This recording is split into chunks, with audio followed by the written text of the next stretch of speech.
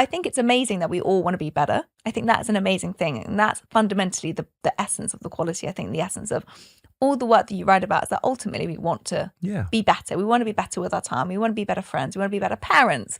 We want to be better at our work. So we want to be healthier. Like we want all of these things, but we kind of lose ourselves in that. Yeah, and it's so interesting that I haven't really thought about it in those terms, but like the wanting to be better, that is not antithetical to aliveness. That is the expression of aliveness. Exactly. But wanting to be better in order to get to a standard where you can then finally relax, that's the thing that, or where you can finally not have to feel bad about yourself and like you're a huge loser.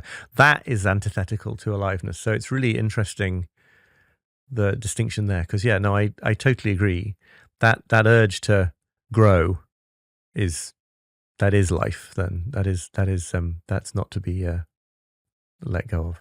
Well, I think it feels very right now to read this quote, which I think is kind of connected to people always want to think about the future and how we can implement these things. But you wrote, you can't, and I know this because I got from your favorite quotes that you pulled out that Alice sent me from your book. Brilliant. You can't know that things will turn out all right. The struggle for certainty is intrinsically hopeless, so you have the permission to stop. Something about saying that to yourself. And I call them permission slips. I have them for myself, where it's like writing a little permission slip to myself as you would at school. Yeah. To say, Sarah's excused from this class. Yeah. She's allowed. There's something about didn't want to break rules when I was a kid, but if I was given a permission slip, I was like, okay, I'm allowed to. Yeah. I'm allowed to step outside the classroom. I'm allowed to do this. I think about that in my own life. Do you have any ways that people can lessen their grip, loosen their grip, allow themselves permission to stop? Like, how are you doing that actively now? Thinking about terms of living more alive and being more alive in the future and now, I guess. I mean, for me, and I am a certain kind of like left brainy, intellectual first kind of person, there's a lot of power in understanding the futility of a quest that I'm beating myself up for not having completed, right? So getting everything done, it's very helpful to understand that the supplies are infinite and that they will never be done.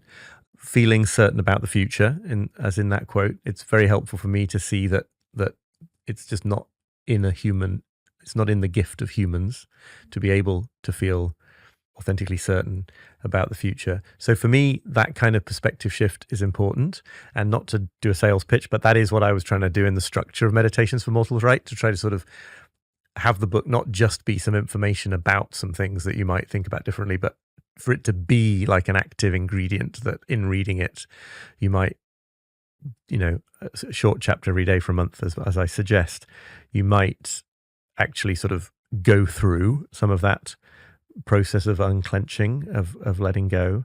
And then I think really it's just anything in the course of the day that enables you to get a little bit of distance of sort of perspective on the situation. So it's almost like, it's just like deliberately stopping. If you want to remember one thing to do, it is to like take breaks and get up from the desk and stare out of the window. And if you remember that one thing, I think it's actually surprisingly easy then to sort of get back into to become conscious again of like what you're doing and the choices that you're making. There's a Dutch Zen monk I quote quite a lot in this book, who wrote his own book, Time Surfing, which is very highly recommended by me. He's called Paul Lumens, and he really goes in deep on like the weird importance of what he calls, or his English translator calls, taking breathers through the day, right? It seems like some little extra luxury and the first thing that's going to go when you've got a busy day. But in fact, in those moments of stepping away, maybe doing something physical instead of mental, it does not count to stop working on a piece of writing and then just surf the web or social media, right? You've got to physically move your context. But it's much more than a little luxury. It's actually the moment in which you're sort of called back to yourself and you sort of can see that you were maybe starting to scuttle off down one of those avenues of like desperate for control and beating yourself up, and you can sort of like return again and then ask the only question you ever need to ask, as Carl Jung says, which is like, what is the next most necessary thing? What's the thing I'm going to do with the next moment? which might well be going back to the task you were on, fine.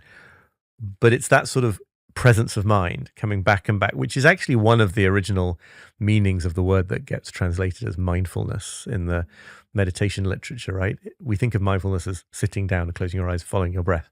But actually that sort of ability to have the presence of mind.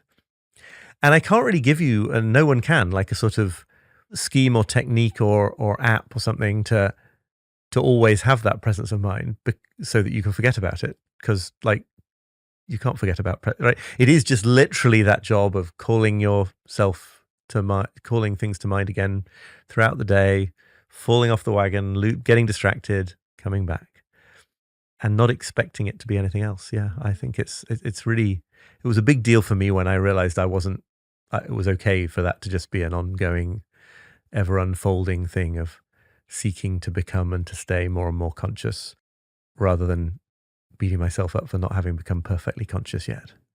Yeah. But now I never expect to do so. You've given yourself agency, which is the best thing ever. Permission slip to continue being on some level unconscious and compulsive and messed up for the rest of my life.